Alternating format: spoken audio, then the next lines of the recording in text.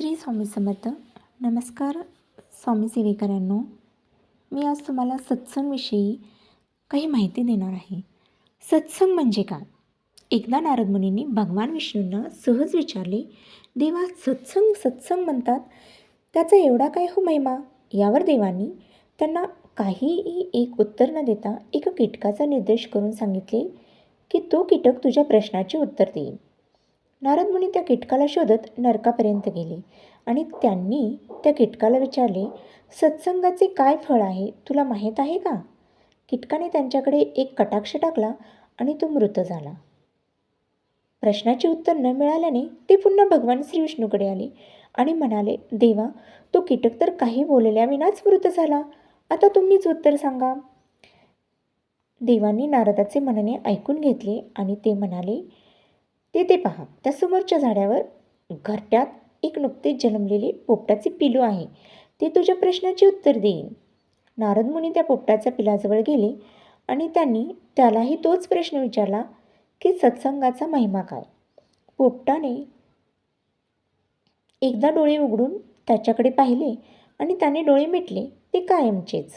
नारद मुनी मनाशीच विचार करू लागले, काय सत्संग करण्याचे फळ मृत्यू आहे? कारण मी ज्यांना ज्यांना हा प्रश्न केला ते मृत्यूच पावले. अत्यंत दुःखी होऊन ते पुन्हा भगवान श्री विष्णूपाशी आले आणि म्हणाले, देवा, आपल्याला सांगायचे नसेल तर नका सांगू, पण मी ज्यांना ज्यांना हा प्रश्न विचारतोय ते मृत होतात. अजून किती जणांच्या हत्याच्या बापाचे धनी मला करणार आहात? तेव्हा देव त्यांना म्हणाले, त्याची चिंता तू करू नकोस. तुला खरेच जर या प्रश्नाचे उत्तर हवे असेल तर ते पहा, नुकत्याच तिथे एका गायीने बछड्याला जन्म दिलाय. तो बछडा तुझ्या प्रश्नाचे उत्तर देईन. दुःखी अंतकरणाने नारदाने तेथे जाऊन त्या बछड्याच्या कानाशी लागून त्यालाही तोच प्रश्न केला, सत्संगाचा महिमा काय? त्यानेही दृष्टी वळवून त्यांच्याकडे पाहिले आणि ते तेथेच लुडकले. नारद मुनी घाबरून देवांकडे परत आले. तथापि त्यांना पुन्हा एकदा आश्वासित करून भगवान श्री विष्णू म्हणाले, एका राज्यात नुकताच एक राजपुत्र जन्माला आला आहे. त्याच्याकडे जाऊन निश्चित या प्रश्नाचे उत्तर तुला मिळेल.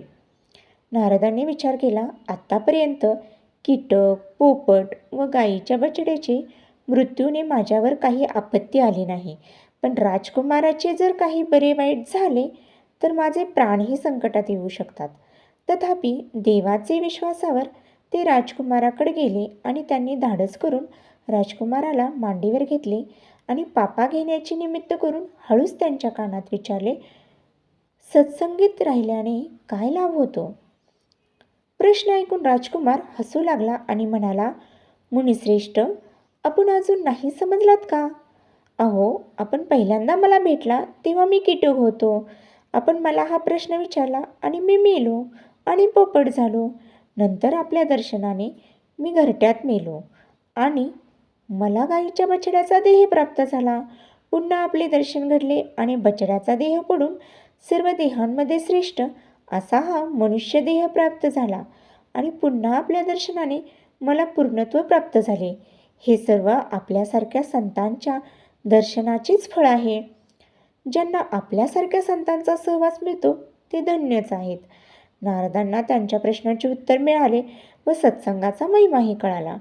नारायण नारायण प्रेमाने म्हणत ते देवाकडे आले आणि म्हणाले, देवा, जशी आपली लीला अगाध आहे तशीच आपली समजावून देण्याची पद्धतही दिव्य आहे. श्री स्वामी समर्थ. जय जय स्वामी समर्थ. म्हणून मित्रांनो, जीवन जगताना संगत ही खूप महत्त्वाची आहे. बाभळीच्या झाडाशेजारी केळीचे झाड वाढले तर बाभळीच्या काट्याने त्याची संपूर्ण पाने फाटून जातात. या उलट चंदनाच्या झाडाशेजारी लिंबाचे झाड वाढले तर लिंबाच्या गाभ्याला चंदनाचा वास येतो. ज्याप्रमाणे श्रीरामाच्या सहवासात हनुमान धन्य झाले, श्रीकृष्णाच्या सहवासाने अर्जुन सर्वश्रेष्ठ योद्धा झाला, या उलट दुर्योधनाच्या सहवासाने कर्ण श्रेष्ठ असूनही त्याचा नाश झाला.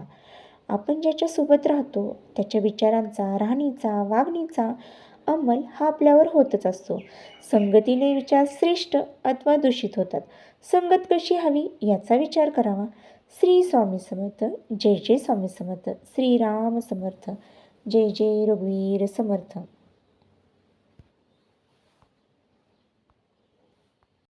नमस्कार. तुम्हाला जर व्हिडिओ आवडला तर लाईक शेअर सबस्क्राईब करा.